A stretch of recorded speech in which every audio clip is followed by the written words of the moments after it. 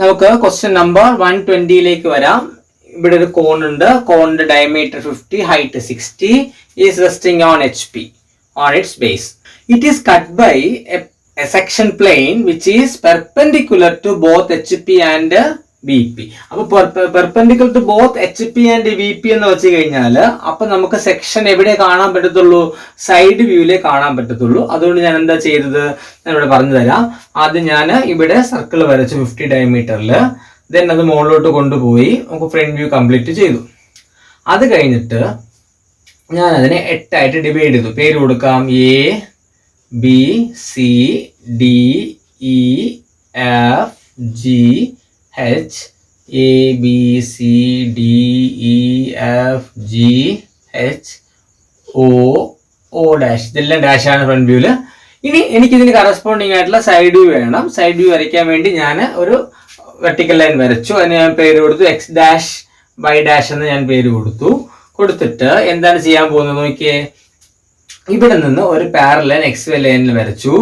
എന്നിട്ട് ഈ ഇന്റർസെക്ഷൻ പോയിന്റിൽ ഈ രണ്ട് ആക്സസുകൾ ഇന്റർസെക്ട് ചെയ്യുന്ന ഈ പോയിന്റിൽ നിന്ന് ഇത്രയും ഡിസ്റ്റൻസ് ആർക്കായിട്ട് വെച്ചിട്ട് ഒരു ആർക്ക് വരയ്ക്കുക.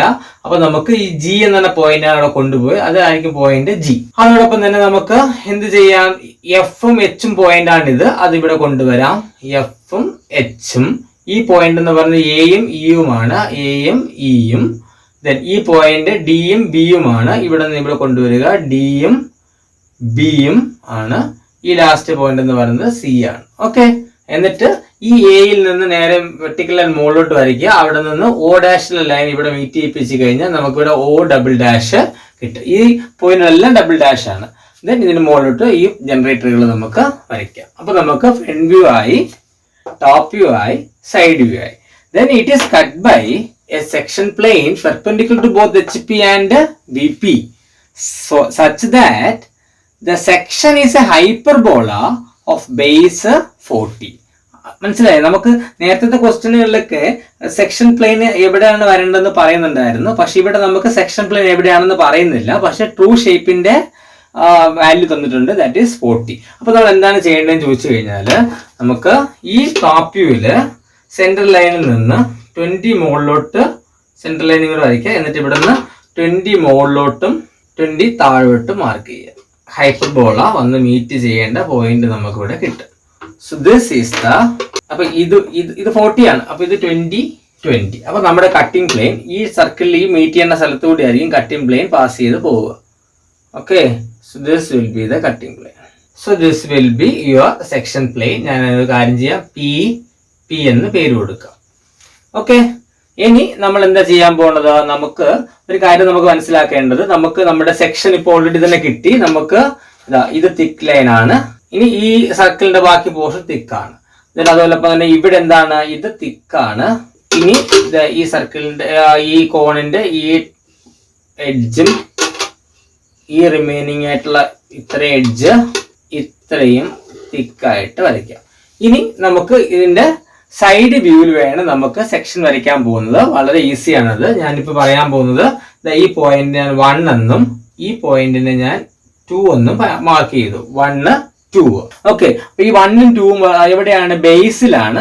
അപ്പൊ ഞാൻ എന്ത് ചെയ്യാൻ പോവാണ്? ഈ പോയിന്റിനെ ഇങ്ങോട്ട് കൊണ്ട് ഡ്രോപ്പ് ചെയ്തിട്ട് അവിടെ നിന്ന് ആർക്ക് വരച്ച് ഇവിടെ കൊണ്ടുവന്ന് ദിസ് പോയിന്റ് ഈസ് 1. ഇവിടെ നിന്ന് ഡ്രോപ്പ് ചെയ്തിട്ട് ആർക്ക് വരച്ച് ഇവിടെ മീറ്റ് ചെയ്ത് ദിസ് പോയിന്റ് വിൽ ബി 2. കാരണം അത് രണ്ടും എന്താണ്? ബേസിലെ പോയിന്റ് ആണ്. അപ്പൊ നമുക്ക് അവിടെ കിട്ടി.